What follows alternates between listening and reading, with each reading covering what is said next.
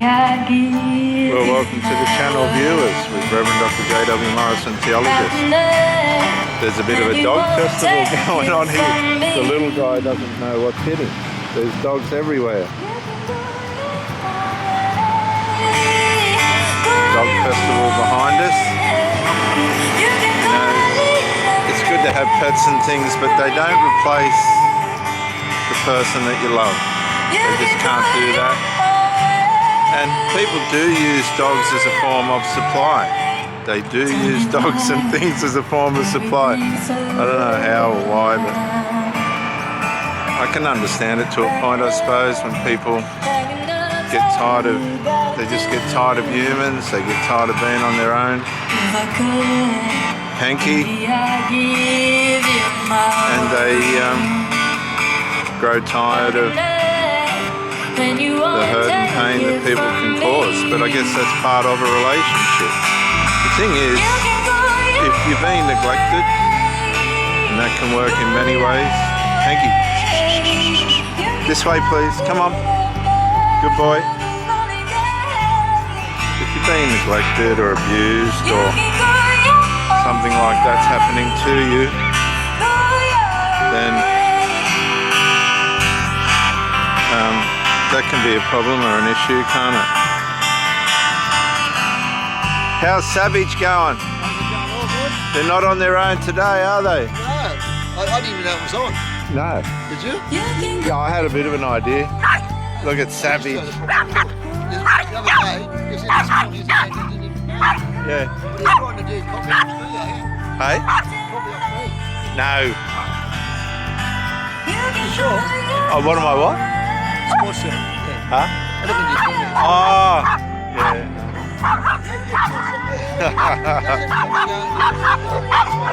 Hey? No. Little killer. I'll see you after.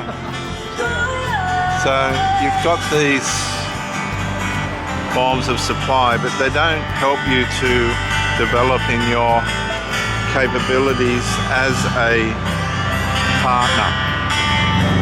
Being a partner and being a healthy partner takes work, takes time to develop. And having a partner is not something I think you should take for granted, because as we see on some of my dating videos, it's not all that easy, and I've had fantastic relationships only to lose them to ridiculous interferences and silly things that happen to people that they allow. And it just takes the value out of the relationship, the momentum out of the relationship. It completely undermines the relationship, actually. And it's Dogsville today. Look at that dog. Nurturing and look, you've got to respect people's independence in a relationship. That's not an issue. Okay, I got more hobbies than most people. I wouldn't say all people, but most people. And I don't mind my partner having time to themselves. That's not an issue to me at all. Not an issue at all. Not a problem. But if you're only being used as a form of supply, that means the person's not really building a relationship with you. They're coming and going. You've got to be aware of when you're being used as narcissistic supply. If you're being used as narcissistic supply, time goes down the gurgler and the person gets on with their life, with where their life really is emotionally, because you'll notice the emotional gaps in the relationship, the holes in the relationship. All the physical stuff might be there. I don't normally have trouble with that because I'm a bit of a performer, if that makes sense, and women like that. But if you're one of these people that don't perform and the value's not there for the partner, they will emotionally and physically retract. But a lot of people only physically retract as the performance is not there. if you're a grade supply and you're performing across the spectrum emotionally, spiritually, physically, mentally, then hanky, up, up, up, up, then you're going to get a different result from your partner. Performances and efforts are based on return. And you'll find if you're giving a good return to your partner, they will. Hank, hey, I'll smack you. See that? If you're giving a decent performance to your partner, then you can expect one in return. If that's not coming back to you in return, then what are you doing? What are you doing? I say to my girls, look, before we start, I'm not a desperate, I'm not codependent, I'm not all that rubbish. I've done the work, I know what I'm looking for, I know what I want, and I know what I expect.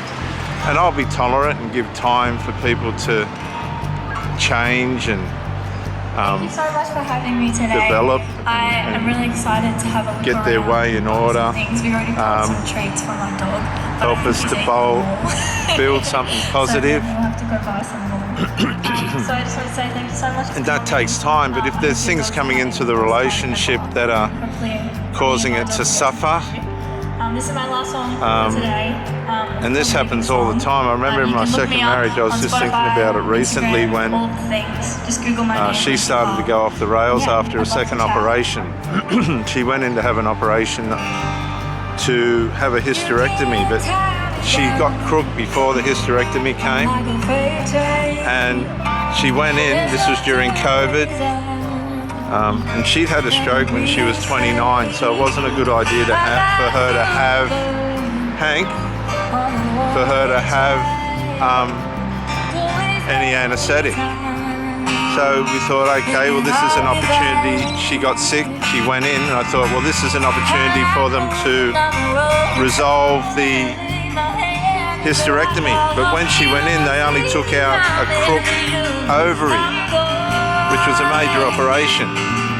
And what you try and prevent when people have had strokes is for them to go under anesthetic. Well, that didn't happen. And I don't take anything away from the medical people, but how they got this wrong, I'll never know. They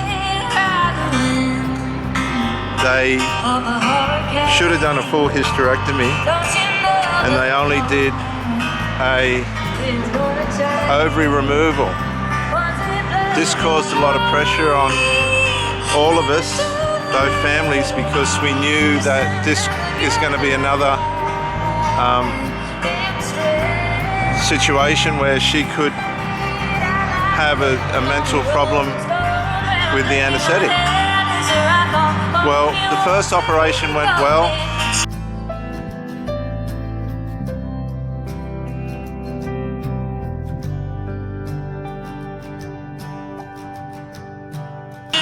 They didn't do a full hysterectomy,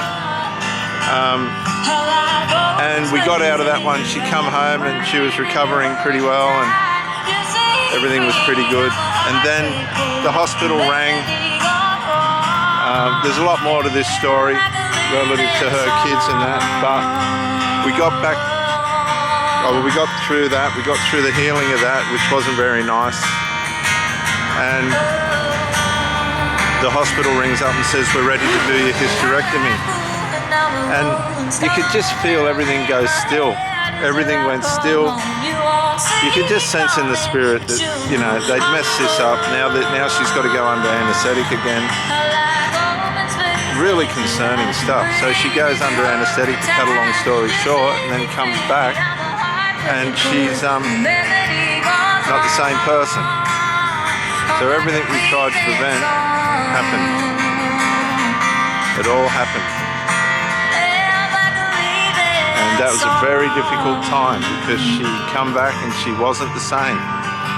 She didn't feel the same, she didn't think the same. The anesthetic had had an impact on who she was. Thank you so much. And we take all these things for granted. And so then with this happening, Her children started to play on her while she was sick after the second operation, and this caused tremendous stress in the household because now we're minding grandchildren, but she wasn't in any condition to do that. Her children never bothered to make her a cup of tea or a Sayo biscuit, not once. And our family was a little bit concerned with all of that. The daughter's dropping off the grandchild and just going and apparently chasing men on the internet behind her husband's back, which I ended up confronting. The wife asked me if I could confront that. Then the daughter got a vendetta against me, and then the son had to move in and he buggered it all up. And in the end, the marriage disintegrated. It lasted 2 years. Her children dissolved the marriage in 10 weeks. I asked them to leave. That's how quick things can change via interference.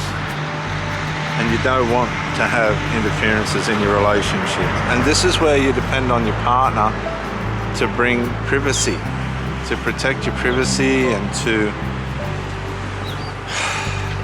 have respect for the relationship. We were people that wanted to help. We always contribute and try and help.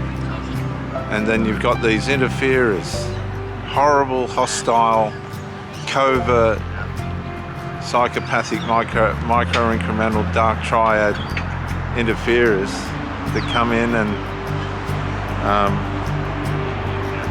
interfere to the point where you lose your relationship. You lose the relationship. That's it. It's over. It's gone. It's not by any fault of your own. It's not by any lack of effort of your own or any negligence of your own. It's just hostility coming out of selfish, self-centered, covert, narcissistic people. And they're everywhere. They're everywhere. I look at this crowd and I wonder how many people are using their pets for supply. These are the same people that use humans for supply. It's all attention grabbing, look at me, type stuff. It doesn't mean people don't care or love, but what really is the motive behind having a partner, having a pet? My last partner used to come and spend time at my place, and I know she loved her pets.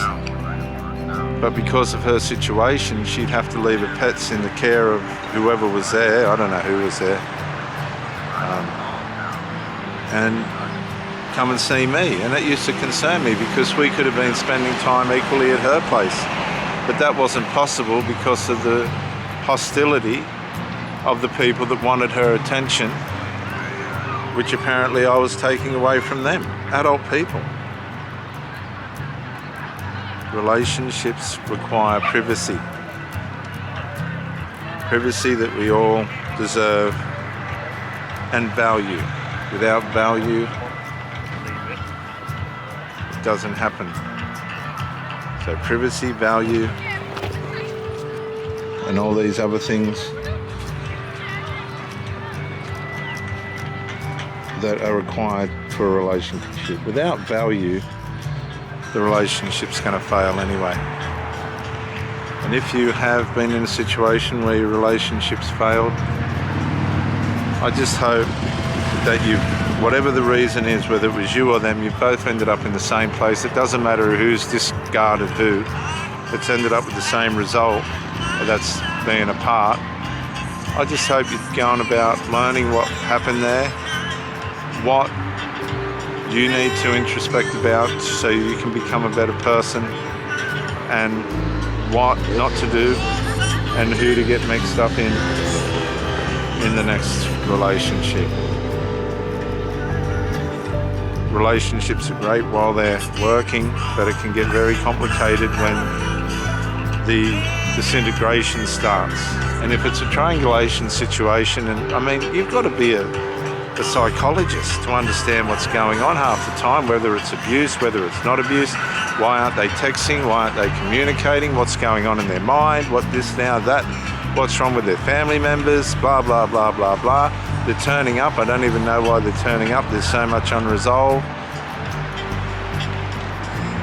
And if you're not watching all this and trying to stay in tune with it, man, you can end up so damaged. But if you're watching the dysfunction and you're measuring it properly, and you're not being aloof and out of touch with what's going on, and you're being fair in your judgments, and you're trying your best to make sure things work, then you deserve to, how are you? To have a great relationship. There's a friend for him there.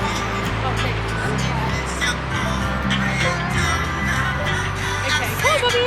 See ya. And that's all there is to it. I don't think it's a world where people come and go. I think it's a world where people are searching for someone they can be with. But it's sad when they've found someone they can be with, but it has to suit everybody else.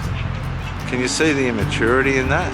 The diabolicalness in that? You can't suit everybody else. It just doesn't work that way. You cannot suit everybody else. If you've been put in a triangulated situation and they're expecting you to conform to family members, warn them that this ain't what it's about. And if it doesn't come into line, walk away. Just walk away. It's on them. If you're on point, it's on them. Completely on them. And it's going to hurt, it's going to be painful, and it's going to be lonely. But it's not up to you to accommodate people's family members, particularly selfish, narcissistic, covert, dark triad people that haven't developed properly. It's not on you, it's on them. I'm Reverend Dr. J.W. Morrison, theologist. Thank you for joining me. I hope this resonates with you, and I'll see you on the next one. Bye.